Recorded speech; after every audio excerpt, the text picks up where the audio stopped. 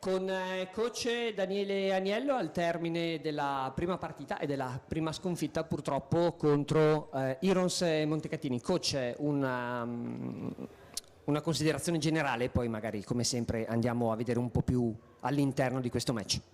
Sì, intanto sicuramente complimenti vanno fatti a Montecatini che ha dimostrato insomma, di essere una squadra di altissimo profilo per questo campionato. La nostra partita a livello numerico, anche solo guardando la valutazione complessiva, è una differenza abbastanza impietosa.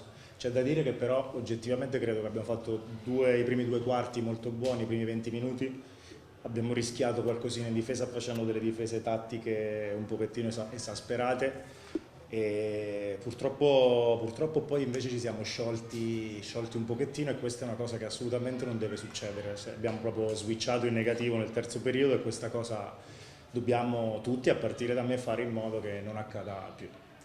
Daniele, che sia una squadra nuova non lo scopriamo sicuramente stasera, in varie conferenze stampa abbiamo ricordato e ribadito una grande verità, che è un processo, c'è una squadra, una crescita graduale, bisognerà avere un po' di pazienza perché tutti, come dire, i mattoncini vadano al loro posto. Però secondo te stasera una cosa tecnica e una cosa non tecnica, l'hai accennata, di cui sicuramente lavorerai in palestra durante la settimana?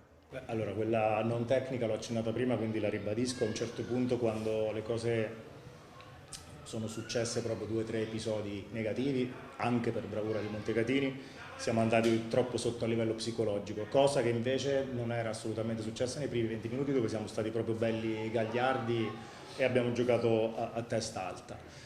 Tecnicamente quello che secondo me è andato meno bene paradossalmente sono state le collaborazioni più semplici, quindi l'attacco con le spaziature a gioco rotto, e difensivamente siamo andati peggio nelle difese più semplici e non quelle tattiche. Daniele, adesso 2 trasferte, vado a memoria: Piazza Armerina sabato prossimo, fra 2 domeniche a Omegna, che ieri ha vinto con Casale, e poi ritorniamo qua 12 ottobre, se ricordo bene, con Vigevano. Un lato sicuramente positivo stasera, il tifo e le presenze in arena. È stata come al solito penso una bella esperienza, una bella serata per chi è intervenuto, al di là del risultato che avremmo voluto e avrei voluto di cuore che fosse differente. Però la partecipazione della gente, sia numerica che emotiva, mi sembra chiaramente in grande crescita dalla scorsa stagione, quindi sono veramente molto contento. Per quanto riguarda il calendario, non lo scopriamo certo oggi che era difficile, perché da quando è uscito sapevamo che nelle prime 6 partite avevamo 4 trasferte.